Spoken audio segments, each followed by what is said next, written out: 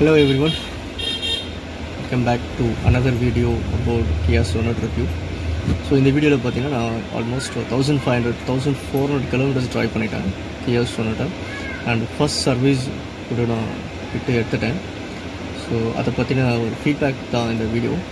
So இப்போ என் வண்டி பார்த்தீங்கன்னா நான் வீடியோ அட்டாச் பண்ணுறேன். லைக் 18 kilometers ஆவரேஜாக மைலேஜ் தருது in the outside. லைக் ஹைவேஸில் ட்ரைவ் பண்ணால் 18 kilometers ஆவரேஜாக மைலேஜ் தருது.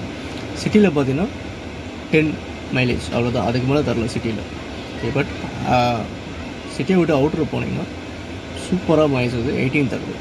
சிட்டியில் கூட எப்போ மைலேஜ் வருதுன்னா when I entered 4th gear or 5th gear என்ட்ரு பண்ணனாக்கா நல்லா மைலேஜ் வருது. ஸோ 4th and 5th நான் டச் பண்ணனாக்கா ஸோ மைலேஜ் வந்து 10 தான் சிட்டியில். அண்ட் தென் ஃபர்ஸ்ட் சர்வீஸ் எதுவுமே விட்டவொடனே காரை வந்துட்டு அவங்க ஒன்றுமே ஜஸ்ட் ஒரு 2 ஹவர்ஸில் சர்வீஸ் ஓகேன்னு கொடுத்துட்டாங்க. என்ன பண்ணியிருக்காங்கனாக்கா ஜஸ்ட் ஒரு வாட்டர் வாஷ் பண்ணியிருக்காங்க, இன்டீரியர் வந்து வேக்கம் போட்டிருக்காங்க.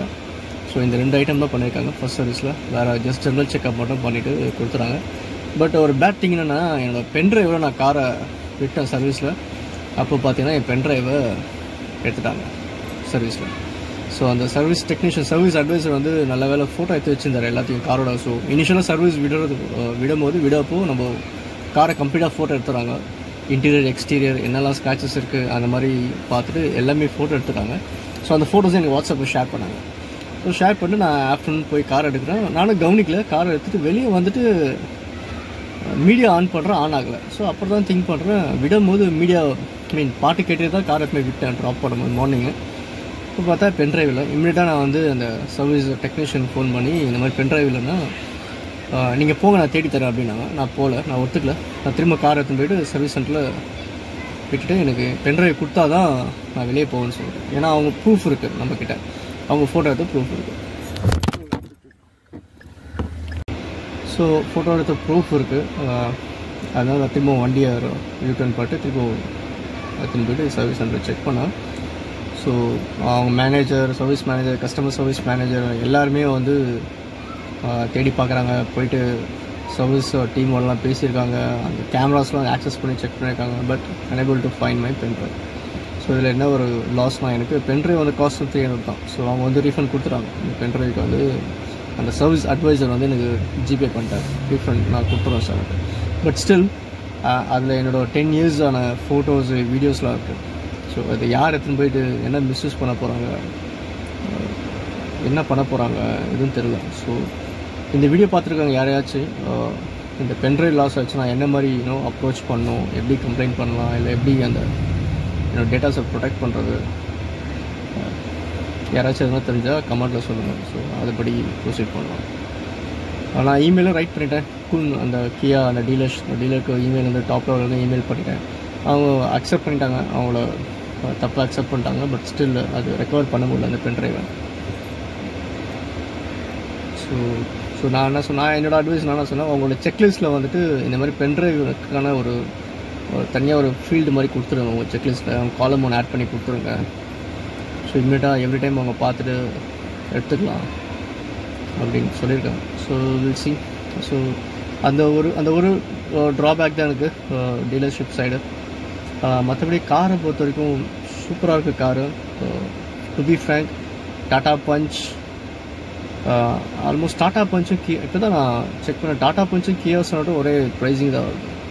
ஸோ எனக்கு தெரிஞ்சு டாடா பஞ்சுக்கு நீங்கள் வந்து கியா சொனட் 100% போகலாம். மை ரெக்கமெண்டேஷன், சீரியஸாக என்னோட ரெக்கமெண்டேஷன் 100% ஃபார் கியா சொனட். இந்த கார் ஓட்டுறதுக்கு அவ்வளோ சூப்பராக இருக்குது காரு. கிளச்சிலேருந்து ஆக்சிலேட்டர்லேருந்து, கிளச்சு ஆக்சிலேட்டர்லாம் வந்து லைக் நம்ம டச் பேட் ஃபெதர் டச் எப்படி யூஸ் பண்ணுவோம், டச் ஸ்க்ரீன் எப்படி யூஸ் பண்ணுறோம் அது மாதிரி இருக்குது காலில். ஸோ ரொம்ப போட்டு ப்ரெஸ் பண்ண அவசியம் இல்லை, லைட்டாக ஒரு டச் பண்ணாலே போதும். கார் அவ்வளோ நல்லா போகுது. ஹைவேஸில் பார்த்தீங்கன்னா ஒரு 90 to 100 ஸ்பீட் மெயின்டைன் பண்ணாலே நல்ல மைலேஜ் இருக்கும். ஈவன் ஒரு 100 மேலே என்னால் போக முடியல, ஏன்னா நம்மளோட ரோட்ஸ் படி போக முடியல. ஸோ 80 to 90 அந்த ஸ்பீட் லிமிட் தான் மெயின்டைன் பண்ணுறேன். நல்லாவே இருக்குது காரு. அது அப்புறம் அந்த ஸ்டேரிங் சான்ஸில் வேறு லெவல் ஸ்டேரிங் க்ரிப் அவ்வளோ சூப்பராக இருக்குது இந்த காரில். அதுவும் இந்த ஸ்டேரிங் க்ரிப் பார்த்தீங்கன்னா இந்த இடத்துல கொடுத்துருக்காங்க. இந்த இடத்துல ஒரு grip மாதிரி கொடுத்துருக்காங்க. நான் காமிக்கிறப்ப பார்த்தீங்கன்னா இங்கே கொடுத்துருக்காங்க பாருங்கள். ஸோ இந்த சைடு இந்த சைடு, ஸோ 2 சைடும் ஸ்டேரிங் grip இருக்குது. சூப்பராக இருக்குது அந்த grip-ஐ வச்சு யூஸ் பண்ணுறதுக்கு. ஸோ ரொம்ப பியூட்டிஃபுல்லாக இருக்குது அந்த grip-ஐ வச்சு யூஸ் பண்ணுறது. ப்ளஸ் ஸ்டேரிங் பார்த்தீங்கன்னா அவ்வளோ டைட்டாக சூப்பராக இருக்குது வண்டி. ஒரு நல்ல ஒரு ஸ்போர்ட்ஸ் ஃபீல் கொடுக்குது வண்டி ஓட்டுறதுக்கு. 8 adjustable seats, up and down adjust பண்ணிக்கலாம். ரொம்ப நல்லாயிருக்கு எனக்கு வண்டி ஓட்டுறதுக்கு. தென் எங்கள் அப்பா கூட சொன்னார் 18 கிலோமீட்டர் சூப்பராக மைலேஜ் இருக்கும், நல்ல வண்டி இது. ஆனால் 18 கிலோமீட்டர் நான் எக்ஸ்பெக்ட் பண்ணவே இல்லை. எங்கள் ஆல்டோ காரே பார்த்தோன்னா ஆல்மோஸ்ட் 15 தான் தரும் ஹைவேஸில். ஸோ இது பார்த்தீங்கன்னா ஏசி போட்டும் ட்ரை பண்ணி பார்த்தாச்சு.